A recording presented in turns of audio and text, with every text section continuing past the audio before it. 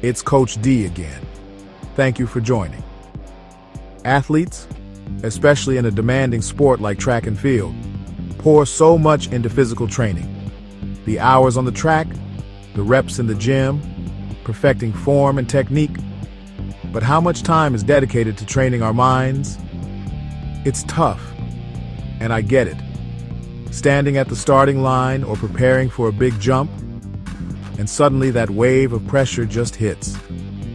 As an athlete, have you ever suffered from performance anxiety or extreme pressure?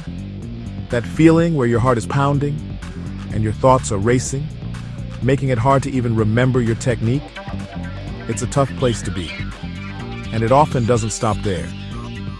Do you engage in chronic negative self-talk or find yourself battling low confidence?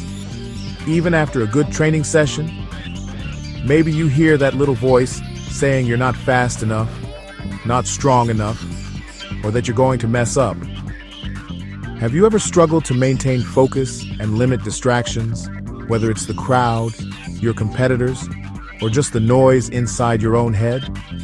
It's like trying to run through fog sometimes. And what about striving for that perfect race, that perfect jump, that perfect throw?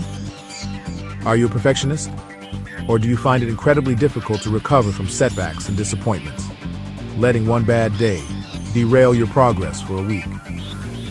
If you answered yes to any or even all of these questions, trust me, you are not alone. And this episode is absolutely for you. Let's take a deeper dive into these challenges and explore some powerful strategies to help you build mental resilience and truly unlock your potential on and off the track. Destino. Performance anxiety, those pre-race jitters, the butterflies that feel more like 800-pound gorillas.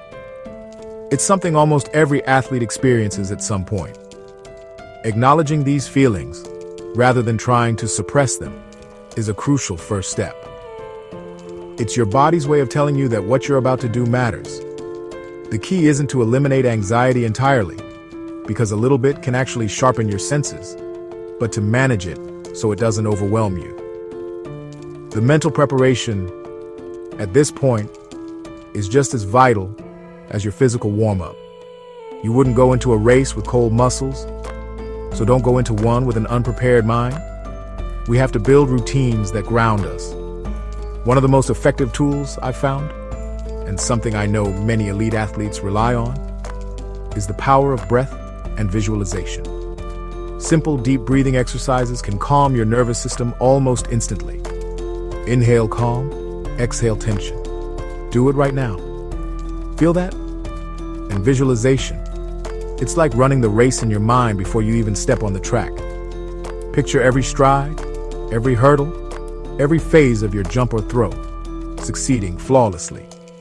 See yourself crossing that finish line strong, achieving your goal.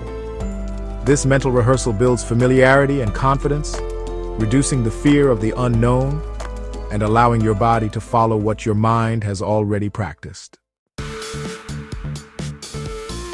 That little voice inside our heads can be our biggest cheerleader or our harshest critic. For many of us, especially when the pressure is on, that critic gets really loud, feeding us a stream of negative self-talk. You're not good enough, you're going to fail, everyone else is better. Sound familiar? This kind of thinking can be incredibly destructive, eroding your confidence and directly impacting your performance.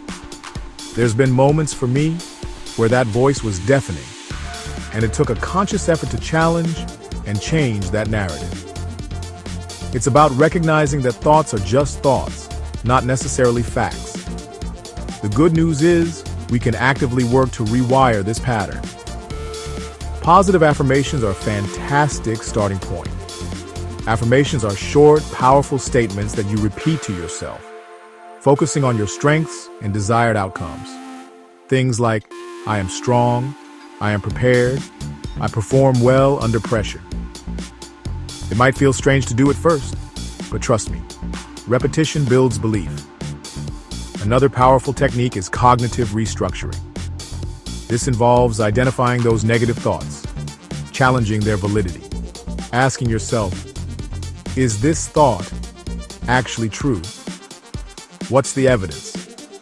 And then replacing them with more realistic, constructive, and positive alternatives. It's like being a detective for your own mind, seeking out the truth. In track and field, focus is everything. Whether it's the 100-meter dash that's over in seconds, or the intense concentration needed for a field event, a lapse in focus can be the difference between a personal best and a disappointment. But in today's world, distractions are everywhere, from the crowd noise and your competitors' actions to your own wandering thoughts about past mistakes or future worries. I realize how easy it is to get pulled off center. However, learning to anchor your attention is a skill. And like any skill, it can be developed with practice and intention. One of the most effective ways to enhance concentration is through mindfulness practices. This doesn't mean you have to sit and meditate for hours, though that can be beneficial. It can be as simple as paying full attention to your warm-up, feeling the stretch in your muscles, noticing your breath, or even just being fully present while you walk to the starting line. Another key strategy is setting clear, achievable process goals for each training session and competition. Instead of just focusing on winning, focus on things you can control, like your start, your form through a specific phase, or your breathing pattern. These small, controllable targets keep your mind engaged in the present moment, making it harder for distractions to creep in and derail your efforts. The drive for excellence is a hallmark of a great athlete, but sometimes this can morph into unhealthy perfectionism. This is the mindset where anything less than flawless is seen as a complete failure, where you're constantly setting impossibly high standards for yourself and beating yourself up when you inevitably fall short. I've struggled with this in the past, feeling like one tiny mistake meant everything was ruined. Perfectionism can lead to chronic stress, fear of failure, and ironically, can actually hinder your performance because you're playing not to lose instead of playing to win, or competing with tightness and fear. Learning to embrace imperfection and practice self-compassion is a game changer. Understand that mistakes are a natural and essential part of the learning process. Nobody, not even the greatest champions, has a perfect career or executes perfectly every single time. Treat yourself with the same grace, kindness, and understanding you give to a teammate who's having a bad day. Setting realistic expectations is also crucial. Aim for progress, not perfection. Celebrate the small wins and focus on your effort and growth. It's about finding that balance between striving to be your best and accepting that your best will look different on different days, and that good enough can sometimes be truly great. Setbacks are an undeniable part of any athletic journey. Whether it's an injury, a poor performance, not hitting a qualifying time, or just a really tough training block, disappointments happen. I've had moments where I felt like hitting a brick wall, moments where I questioned everything. The true test of an athlete isn't whether they fall, but how they get back up. If you fall hard, bounce back higher. This is where resilience comes into play. That ability to bounce back from adversity, perhaps even stronger than before.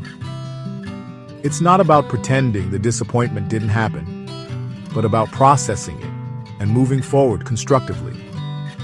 A crucial part of this recovery process is learning from your mistakes. Instead of dwelling on the failure itself, analyze what happened. What can you learn from this experience? What could you do differently next time? This transforms a setback into a valuable lesson. Adopting a growth mindset is fundamental here. Believing that your abilities and intelligence can be developed through dedication and hard work. See challenges not as threats, but as opportunities to grow.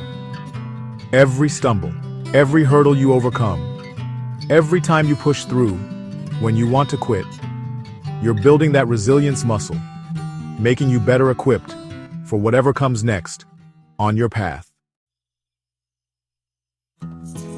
As I wrap up, I really want to emphasize that the mental side of track and field, or any sport, is just as important, if not more so, than the physical.